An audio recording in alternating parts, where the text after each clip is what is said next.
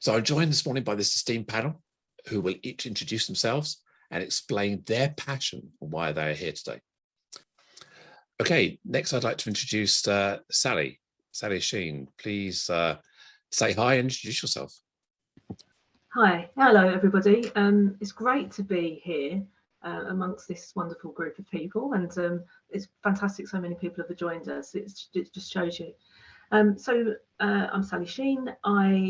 My professional background, I started life as a secondary school teacher in some quite rough schools, and probably learnt most of my life lessons from that.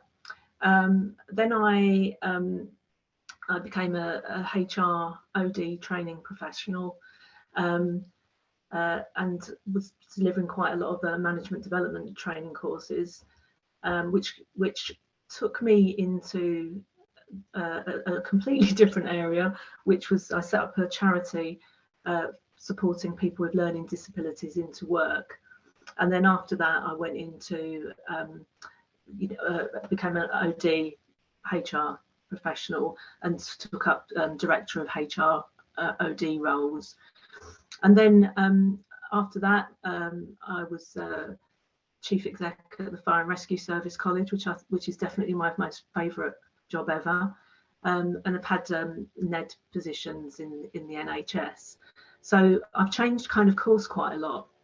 But in terms of my why, it was when I was training to be an executive coach. You know, you become quite introspective as part of that process and figure out, you know, what is driving you. I found, thinking back, that there is a thread throughout my career, and the thread is about people achieving their potential and then expanding that into organisations achieving their potential. And I can trace it back to when I was a really small child, and I overheard a story that my aunt was telling about my father and how he'd got a scholarship. They were from a very poor family, but he couldn't take it up because he had to work to help support the family.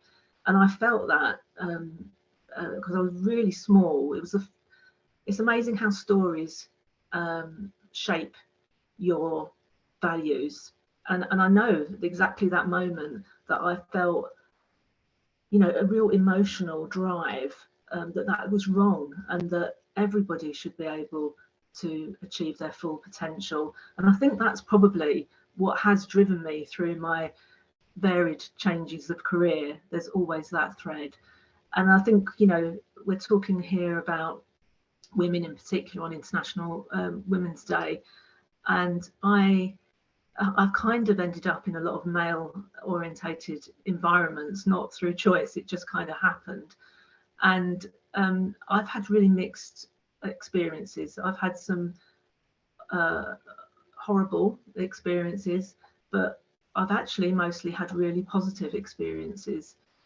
So I just kind of like to sort of share with you a little bit about my personal learning from my own life, but also perhaps some thoughts as an OD specialist.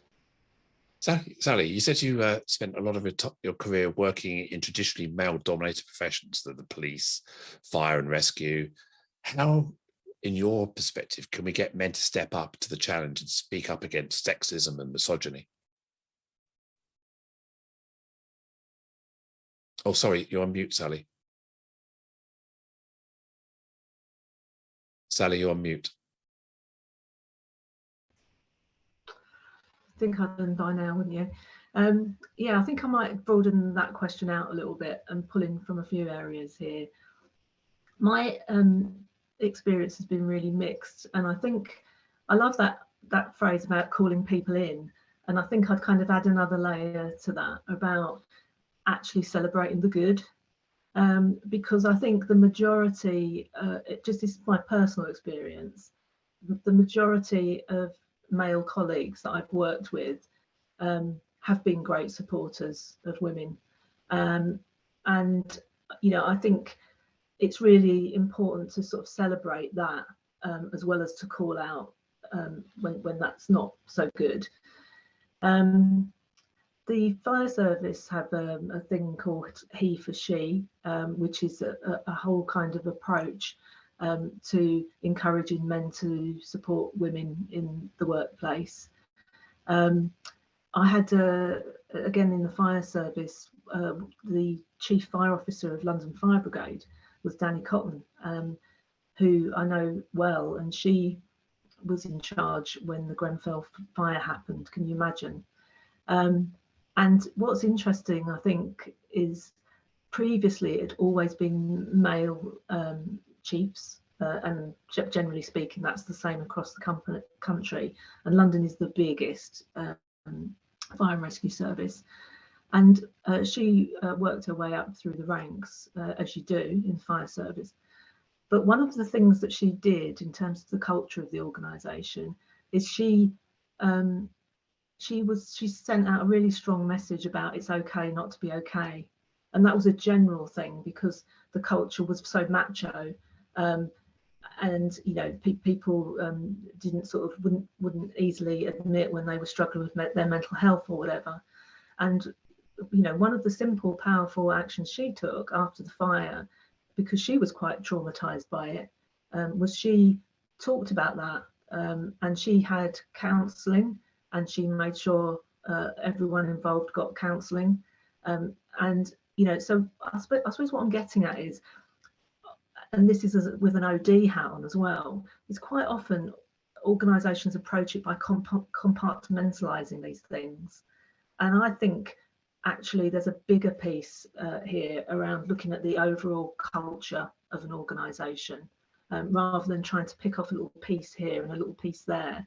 And I think you kind of have to step back and look at the overall culture, because actually, you know, if you've got a really good organisational culture, you will be less likely to see the sort of negative behaviours that we've talked about. And what's culture rooted in? It's about values and common values. So how do we do that? Well, we don't sort of put a big poster on the wall with a list of values that nobody could disagree with. You kind of have to link it to people's personal values. And certainly, just to tell you a little aside, when I went into the fire service, I'd never worked in the fire service before, and I wasn't a uniformed fire officer. And I went for an interview, and I wasn't, to be honest, totally sure whether I really wanted the job. And until they asked me this question, they said, you know, okay, so this role is you're going to be in charge of a lot of mostly uniformed men, and you've not done that before in your career, and you know, you're going to face sexism. How do you feel about that? And honestly, as soon as they asked that question, I couldn't wait to go to get this job. And I said, oh great, you know, bring it on, because to me it's just stupid. It's just so silly. And I got the job and I went into it, and I was all ready to sort of make this big speech, which was actually quite humorous as well. And I didn't really need to, because what I ended up doing was having lots of conversations about our common values in a really relaxed way, and that was kind of what I built on. It was kind of good common values.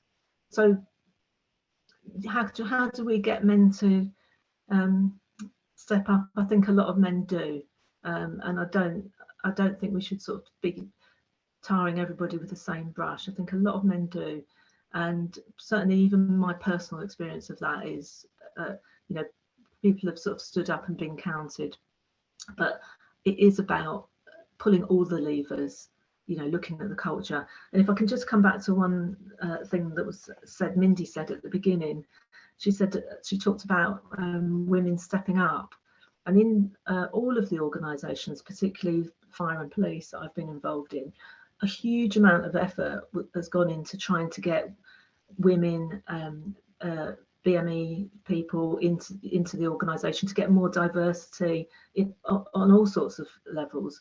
And they've been, some forces have been really successful.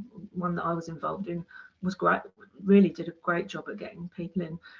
But what I find in organisations is that marginalised groups often will not go for promotion, because and I spoke to lots of people about this, because I looked at all the data and I said, well, actually, yeah, great, we're getting people, but why are they not going for promotion? These people that are really great, you know, and they should be. When I spoke to them, a lot of people were saying it was something about not wanting people to think they'd got the job, but just because they were from some group, and they had to be really ready. Whereas a lot of the men in these organisations just go for it. So one of the pieces of advice I would give to anyone who's a manager in an organisation of that nature is to actually encourage women or underrepresented groups to go for promotion, because I think in a lot of cases that's often all people really need. You know, you are ready, go for it. Nobody's ever really ready, go for it. Whereas actually quite often women in those organisations have sort of waited and waited until they've absolutely perfect for the job, and while men are just sort of zooming ahead. I've rambled all over the place there. Sorry about that. No, thank you. I often speak around the mindset of marginalised, underrepresented people, and the mindset, the limiting beliefs, the lack of belief they can achieve, or the need to be perfect in order to step forward for a role. So I know you've highlighted some great examples there. So thanks.